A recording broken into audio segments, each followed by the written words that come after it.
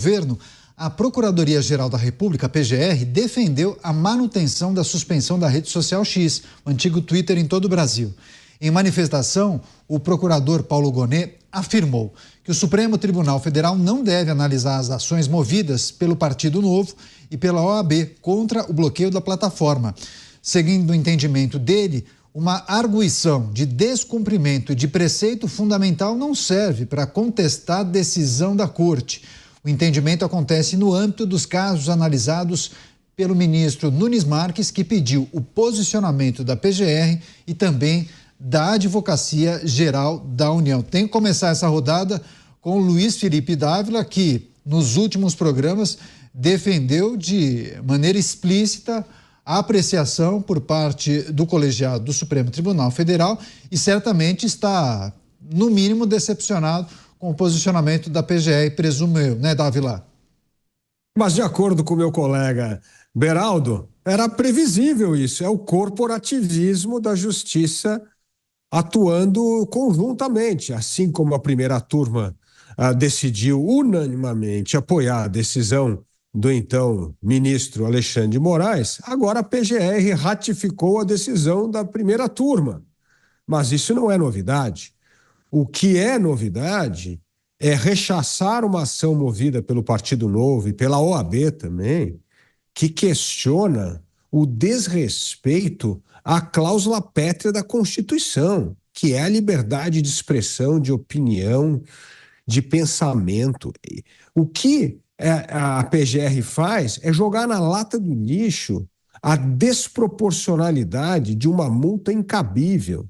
O que a PGR faz é jogar na lata do lixo a incapacidade de punir uma empresa só porque o sócio está presente em duas empresas, que é o caso do Starlink.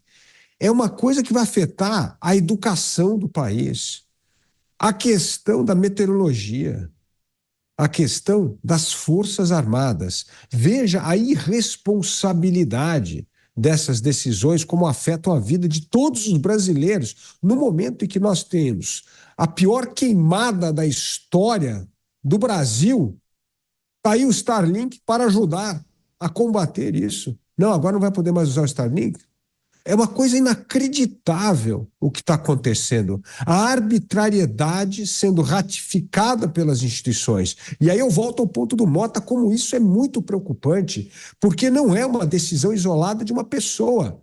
É a decisão institucional, é a decisão de Estado, prejudicando a vida de milhares de brasileiros, de crianças nas escolas, de pessoas que precisam disso para trabalhar na questão do agro, das Forças Armadas, do combate ao fogo que nós estamos sofrendo hoje, as queimadas. É uma coisa inacreditável. Veja o tamanho da irresponsabilidade que vem sendo ratificada por cada instância da justiça. Isso é preocupante. Isso mostra um Estado democrático de direito no Brasil absolutamente debilitado, porque os pesos e contrapesos não funcionam mais. A única coisa que funciona é a voz preponderante do corporativismo.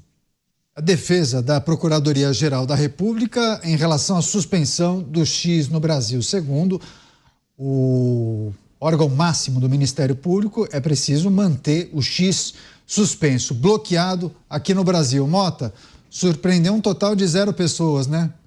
Você tirou as palavras da minha boca, Caniato. Meu comentário vai ser feito, vou começar o comentário citando o doutor André Marsiglia, que tem um livro ótimo chamado Censura por Toda Parte. Leitura obrigatória para todos os brasileiros. André Marsiglia publicou recentemente um artigo no qual ele desmistifica 3 argumentos frequentemente usados pela turma que apoia a derrubada da rede. O primeiro argumento é o X é apenas uma bolha. A liberdade de expressão não precisa do X. Bom, então não há problema nenhum se forem suspensas as atividades de rede de televisão, de grandes jornais ou de qualquer veículo de mídia, porque tudo pode ser considerado uma bolha. O segundo argumento é o X descumpriu a lei. Então, defender a nossa lei é uma questão de soberania. Doutor André diz, se descumprir leis fosse razão para expulsar empresas do país, não haveria empresas no país.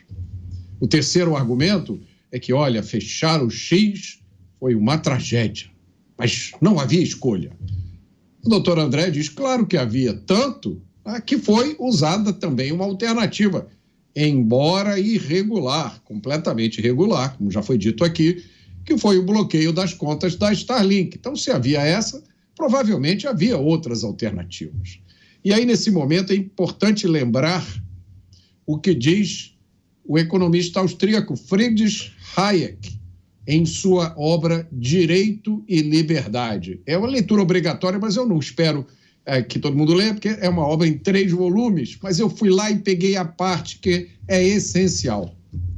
Diz Hayek, especialmente no campo jurídico, certos pressupostos filosóficos provocaram uma situação em que teóricos bem intencionados, bastante admirados até hoje, mesmo em países livres, já elaboraram todos os conceitos básicos de uma ordem totalitária.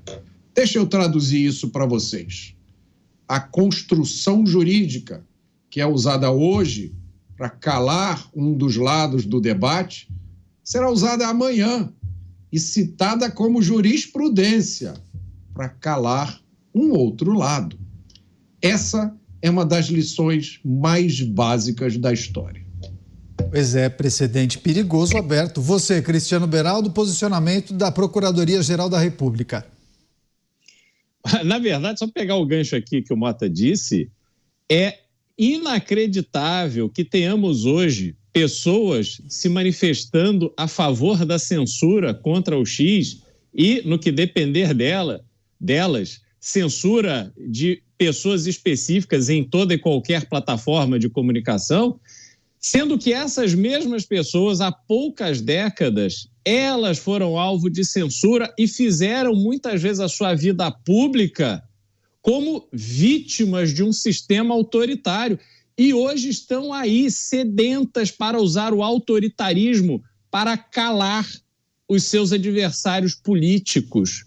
É impressionante essa metamorfose e a cara de pau, como vários se manifestam como se tivesse tudo bem, como se não houvesse qualquer contradição.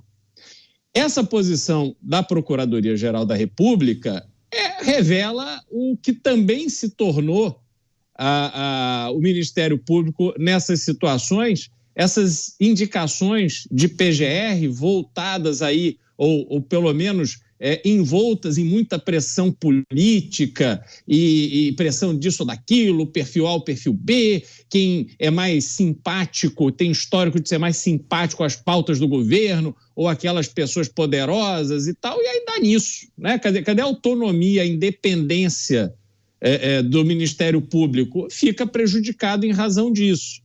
Agora, eu tenho certeza que isso não é uma opinião unânime dentro do Ministério Público. Há vários procuradores, promotores, que têm uma visão clara do que está acontecendo, só que hoje prevalece este interesse político em todas as instâncias. Aí fica muito difícil de termos um debate, uma discussão como ela deve acontecer, aonde, como eu disse anteriormente, Caniato, a liberdade individual venha antes de qualquer coisa, que as pessoas compreendam que até mesmo a democracia existe para defender essa liberdade. É a convicção sendo relativizada, né, Dávila? Dependendo do lado que você estiver do balcão, né? E isso prova que não existe uma democracia. Democracia é justamente a previsibilidade das regras do jogo, a confiança nas instituições e, principalmente, o respeito às liberdades.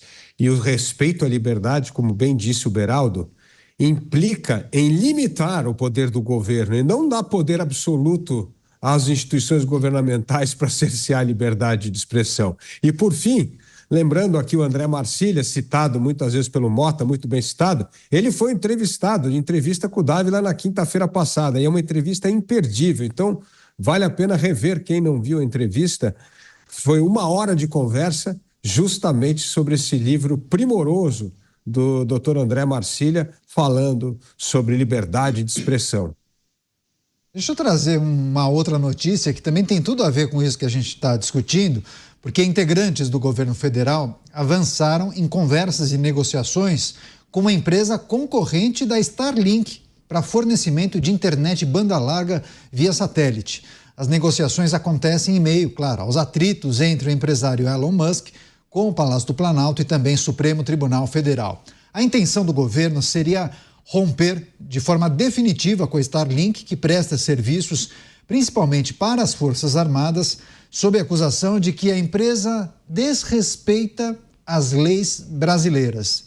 Mota, enfim, o governo tem atuado nos bastidores para barrar de forma definitiva a Starlink de Elon Musk aqui no Brasil e já está sondando empresas concorrentes que poderiam vir a prestar, se não o mesmo serviço, serviços parecidos para as Forças Armadas em regiões mais longínquas, como no norte do país. Enfim, querem riscar Elon Musk do mapa mesmo, hein? O surpreendente foi que nenhum ministro tenha declarado que os Correios iam desenvolver um sistema de satélite melhor que o do Elon Musk. Tá? Mas é melhor a gente esperar, porque essa possibilidade ainda está no ar. A Starlink, ela tem 6.350 satélites em órbita. Para a maioria de nós que não sabe quantos satélites tem em órbita, deixa eu dizer o seguinte, é 50% de todos os satélites que hoje estão em volta do planeta Terra. 50% pertencem à Starlink. Esses satélites, eles servem para possibilitar comunicações e acesso à internet em qualquer lugar do planeta. E essa é a diferença essencial entre tecnologia e burocracia. Porque não há decreto, despacho, liminar, regulamentação que você consiga fazer que dê acesso à internet no meio do Saara ou no meio da floresta amazônica. O burocrata pode carimbar quantos papéis ele quiser. Ele não vai conseguir, só quem consegue isso é a Starlink. E aí, deixa eu dar uma informação, que acho que muita gente não sabe. Starlink é uma subsidiária da SpaceX, da SpaceX, que é a empresa de Elon Musk. A SpaceX acaba de lançar uma missão espacial chamada Polaris Dawn. É a primeira missão comercial espacial privada na qual civis vão fazer um passeio no espaço. Está marcado para acontecer entre hoje e amanhã. O foguete que levou essa cápsula com os astronautas civis, o Falcon 9, ele já pousou de volta na Terra, ao contrário daqueles foguetes da NASA, que só eram usados uma vez. O foguete botava a cápsula no espaço, depois ele caía no mar e era destruído. O Falcon 9 já pousou na Terra e vai ser usado em outras missões. O Elon Musk inventou um foguete que dá marcha ré. E depois da separação do foguete, a cápsula com os astronautas foi levada a uma altitude de 1.400 quilômetros, muito além da altura em que está a Estação Espacial Internacional, que está a 400 quilômetros. Essa missão representa um passo fundamental para o desenvolvimento de futuras missões espaciais comerciais. O plano é, daqui a 2 anos, lançar a primeira missão não tripulada a Marte. Palavra de Elon Musk. Você, Cristiano Beraldo, bom a gente lembrar a nossa audiência que, em tese, não há nenhum tipo de problema entre o governo federal e a Starlink, né? O que teve foi uma decisão do Supremo Tribunal Federal em relação ao X, mas que acabou abarcando também a Starlink por conta de Elon Musk ser sócio da Starlink, mas trata-se de uma outra empresa. Agora, teria uma questão política e ideológica caso isso de fato se concretize, ou seja, o rompimento do contrato, porque, pelas informações destacadas pelo Mota, não teria uma outra empresa para prestar exatamente o mesmo serviço com a mesma eficiência, né, Beraldo? Neto, essa decisão ela é totalmente coerente com a postura adotada pelo governo brasileiro em outras situações.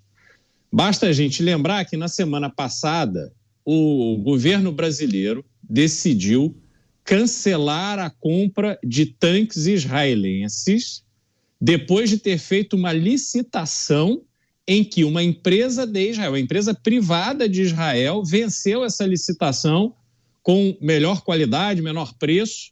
Só que para o governo brasileiro, o interesse nacional vem em segundo lugar.